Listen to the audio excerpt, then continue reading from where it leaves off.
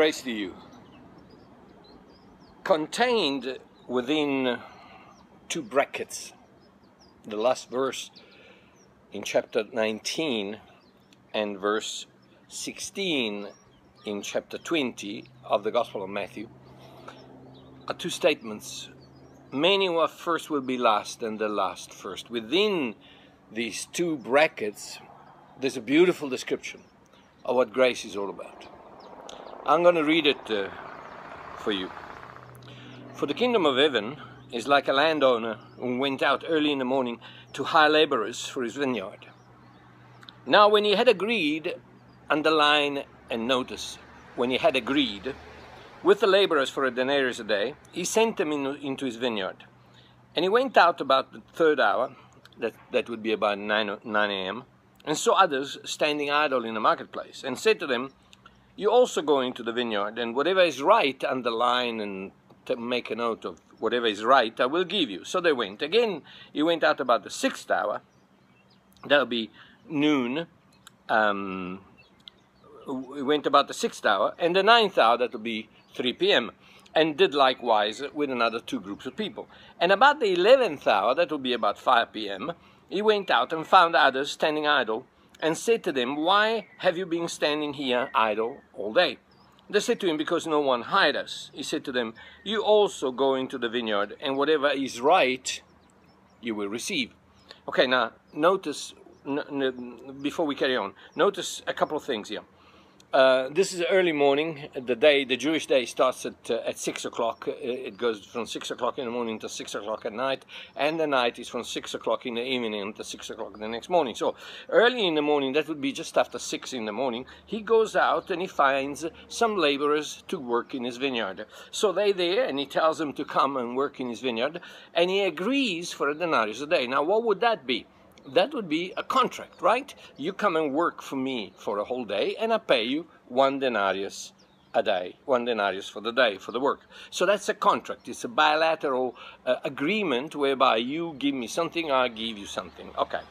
Then he goes out again at 9 a.m., at noon, at 12 a.m., and at 12, and at 3 p.m., and at 5 p.m., making a total of 5 groups of people. Now, interesting, we don't have time now, but interestingly, 5 is the number of grace. I challenge you, maybe one day we'll do a video on number 5, but 5 is the number of grace, and this embraces the understanding of grace, because the other 4 groups, he doesn't make an agreement with them, he gives them a promise. What does he say? He doesn't say, "I'm going to give you a denarius," he says, "I'm going to give you what is right." Now, you go and work for somebody, you want to know how much you earn, right? You don't want to be told, "I give you what is right." No, you want to know how much you're going to get. So these 4 groups of people work less, 3 hours less, 6 hours less, 9 hours less, and almost 12 hours less, because imagine he goes to fetch the last group at 5 p.m. and by the time they get to the vineyard, it's maybe 5:30. By the time the manager gives them the tools to work with and they start working, maybe it's 5:45. So basically what they do is they work for 15 minutes, 15, 20 minutes. And they're going to get what is right. Now imagine, they get there and they ask the other people and they say, the first group that came and say, how much he's going to pay you? And they say, he's going to give us a denarius. So imagine the ones that arrive at 5:30, and they say, well, if they get 1 denarius for the whole day, most probably we're going to get 10 cents for our time. So I say, well, whatever, it's better than nothing. And they rely on the promise of the owner of the vineyard that says, "I'll give you what is right." And notice that it's not what is right according to you, but it's what is right according to me. We will see that just now. So they said, the last group, by the way, is a typical group of people who have no quality, no ability, who have no value, no worth whatsoever, and that's the reason why the whole day they've been at the market and no one hired us. Why? No one hired us because most probably they could see that we couldn't do the job that they wanted to be done, so no one hired us. But the owner of the vineyard, which of course it's it's a figure, it's a shadow of the king of the kingdom of heaven, because Jesus starts with, for the kingdom of heaven is like a landowner who went out. So obviously the kingdom of heaven is like a king, the king of the kingdom that goes out. So then he says, verse 8, so when evening had come, the owner of the vineyard said to his steward, call the laborers and give them their wages, beginning with the last to the first. Now, why would that be? Why does he say start with the last ones? And because he wants to expose their hearts, and he wants to teach us through the Word of God. He wants to teach us what it means to understand grace, to understand real grace, to understand grace, not religion, not nonsense, no hyper grace, no nothing of the nonsense. Grace, just simple, straightforward grace. Okay, grace is not a contract. Grace is a promise. So he says, start with the last ones, and then the first.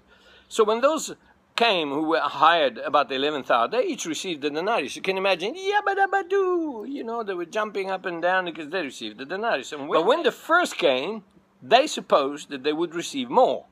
And they likewise received each a denarius.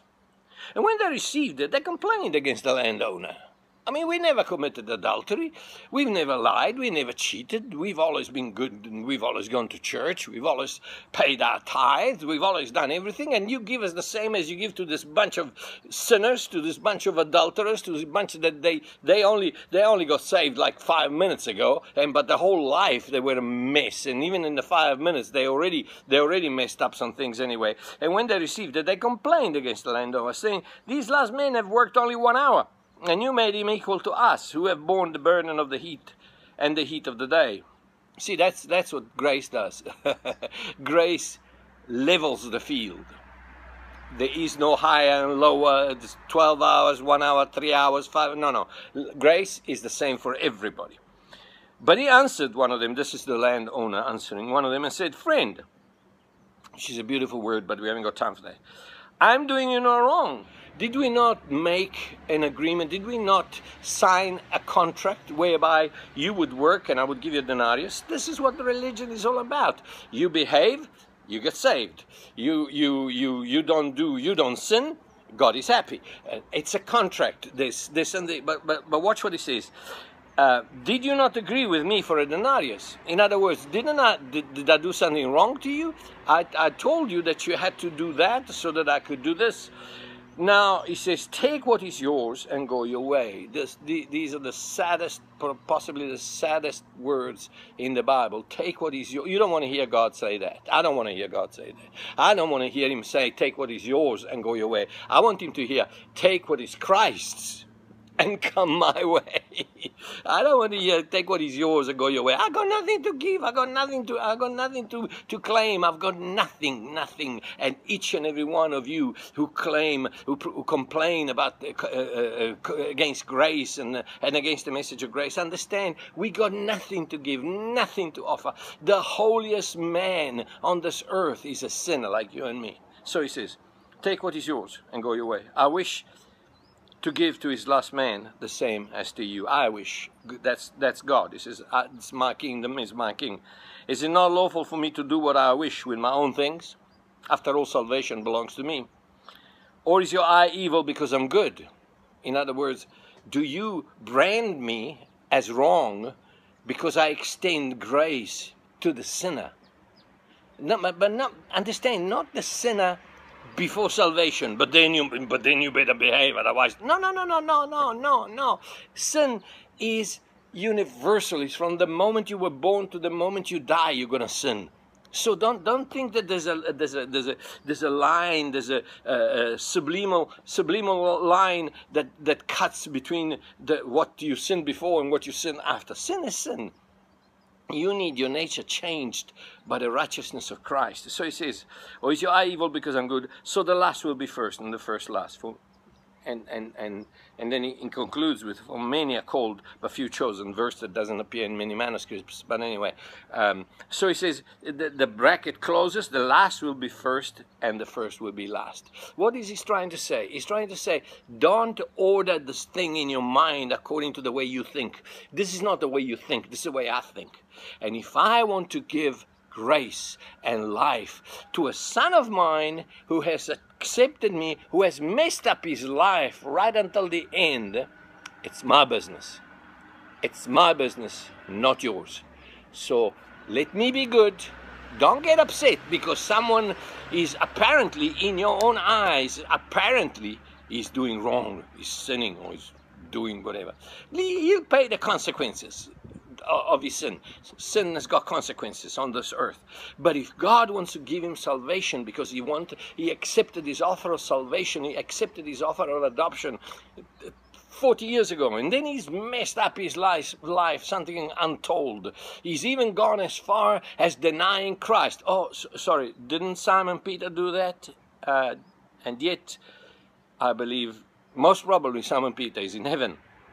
So, what is the sin that will tip the scale so that you will not be saved anymore? Tell me, what is it? Continuous denial of Christ. Well, you have it right here. These people worked for 15 minutes, a half an hour of the whole day. So they got nothing to offer. They got nothing to, but Jesus is trying to explain. He's trying to say, let me tell you what grace is all about. Grace is something that's got nothing to do with the way you think, the way you value, the way you gauge, or the way you decide I should behave. Grace has all got to do with the love I have for my creatures. May God bless you.